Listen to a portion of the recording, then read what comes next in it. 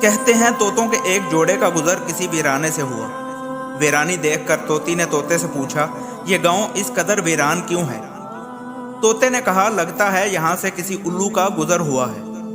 جس وقت طوطا اور طوطی آپس میں باتیں کر رہے تھے، عین اسی وقت ایک الو بھی وہاں سے گزر رہا تھا۔ وہ طوطے کی بات سن کر رک گیا اور ان سے مخاطب ہو کر بولا، تم لوگ اس گاؤں میں مسافر لگتے ہو، آج رات تم میرے مہمان بن جاؤ اور میرے ساتھ کھانا کھاؤ۔ الو کی محبت بری دعوت سے طوطا انکار نہ کر سکا اور انہوں نے الو کی دعوت قبول کر لی۔ کھانا کھا کر جب انہوں نے رخصت ہونے کی اجازت چاہی تو الو نے طوطی کا ہاتھ پکڑ لیا اور کہا، تم کہاں جاتی ہو؟ طوطی پریشان ہو کر بولی، یہ کوئی پوچھنے کی بات ہے کیا؟ میں اپنے خاوند کے ساتھ واپس جا رہی ہوں۔ الو یہ سن کر ہنسا اور بولا، یہ تم کیا کہہ رہی ہو؟ تم تو میری بیوی ہو۔ اس پر طوطا اور طوطی الو پر جھپٹ پڑے اور گرما گرمی شروع ہو گئی۔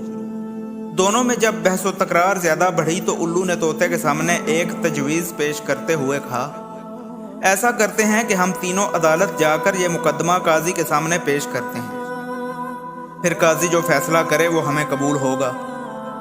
الو کی تجویز پر طوطا اور طوطی مان گئے اور تینوں قاضی کی عدالت میں پیش ہو گئے۔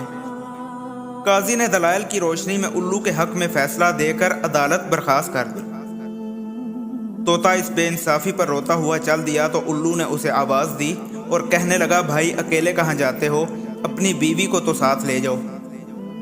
طوطے نے حیرانی سے الو کی طرف دیکھا اور بولا، اب کیوں میرے زخموں پر نمک چھڑکتے ہو؟